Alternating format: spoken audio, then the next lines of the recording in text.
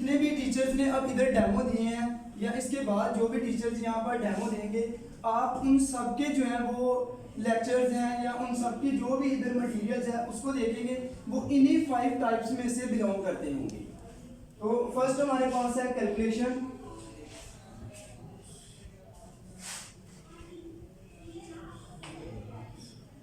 Second हमारे पास है movement,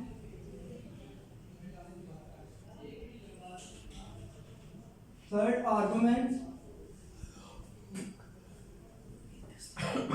and fourth chance and shapes. इसमें कैलकुलेशंस, मूवमेंट, आर्गुमेंट, चांस और अब कैलकुलेशंस को इनको थोड़ा सा समझते हैं हम वन बाय वन कि इनमें कैलकुलेशंस में जिन चीज़ों को हम मैथमेटिक्स में पढ़ते हैं, बेसिक मैथमेटिक्स में जो हम छोटी क्लास के बच्चों को पढ़ाते हैं, प्लस माइनस के क्वेश्चंस जिनमें ऑपरेशंस के क्वेश्चंस जिन्हें हम कहते हैं प्लस माइनस, मल्टीप्लिकेशंस, कंपोजिशंस वगैरह, तो वो हमारे पास आती हैं कैलकुलेशंस में। उसके बाद इनकी थोड़ी सी एग्जांपल ले लेते हैं। अगर हम सिंपल करें 2 + 3 = 5, वेरी बेसिक जो है इन्हें हम कैलकुलेशंस देते हैं।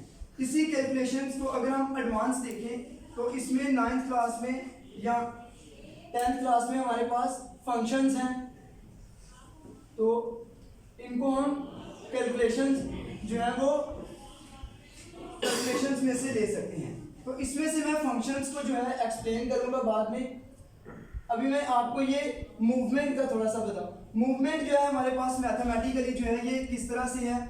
बस हम समझते हैं कि मैथमेटिक्स में जो है ये वो मैथमेटिक्स का यूज़ नहीं है इतना, लेकिन बदकिस्मती से हमारे इस तरह से है कि हम सब लोग वेल एजुकेटेड हैं लेकिन हम मैथमेटिक्स का यूज़ नहीं करते।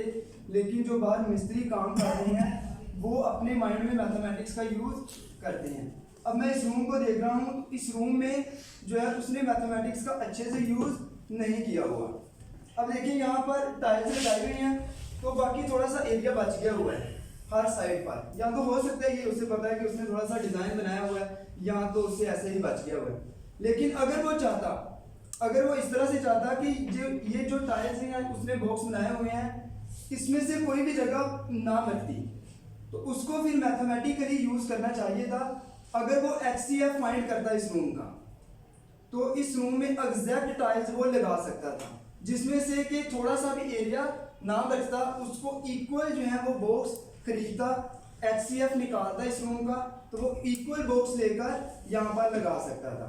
तो ये भी हम कैलकुलेशंस या शेप्स में इसको ले सकते हैं कि अगर वो रूम का HCF निकाले तो उसकी मदद से भी ये सॉल्व हो सकता है। अब मूवमेंट हमारे पास क्या है, फॉर एग्जाम्पल ये सेंट्रल पॉइंट है जहाँ पर मैं खड़ा हूँ, तो इस सेंट्रल पॉइंट से अब ये थोड़ी देर बाद आपको मैं और एक्सप्लेन करता हूँ दूसरे एग्जाम्पल से मूवमेंट क्या चीज़ है।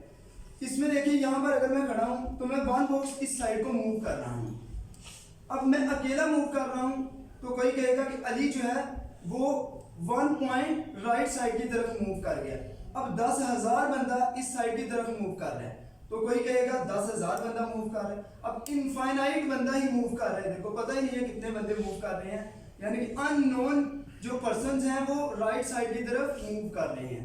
अब उस अननोन पर्सन्स की वजह से ही हमें अलजबरे की जरूरत पड़ी, तो उस वजह से हमने इधर यहाँ पर लिख दिया x = मूवमेंट x एक्सिस पर हो रही है लेफ्ट राइट पर, तो उसको हमने x एक्सिस का नाम दे दिया। तो x एक्सिस की जो मूवमेंट थी हमारे पास उसके सेंट्रल पॉइंट से राइट साइड की तरफ की है। अगर राइट साइड की तरफ की है 1 पॉइंट मूव किया है तो उसको हम x = यहाँ पर 1 राइट कर देंगे। और उसके बाद आर्गुमेंट्स हमारे पास क्या होते हैं।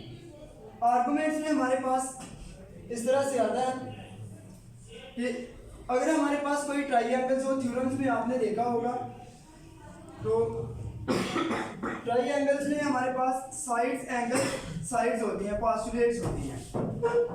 अगर हमारे पास कोई triangle sides, angle, sides, postulates को फॉलो करती हो तो हम कहते हैं कि ये हमारे पास जो ट्राइएंगल्स हैं, 2 ट्राइएंगल्स, ये आपस में इक्वल हैं। थर्ड हमारे पास चांस होते हैं, जो कि आप प्रोबेबिलिटी के रिलेटेड जानते हो, चांस प्रोबेबिलिटी हम पढ़ते हैं अभी चैप्टर नंबर 13 या पुरानी बुक्स में चैप्टर नंबर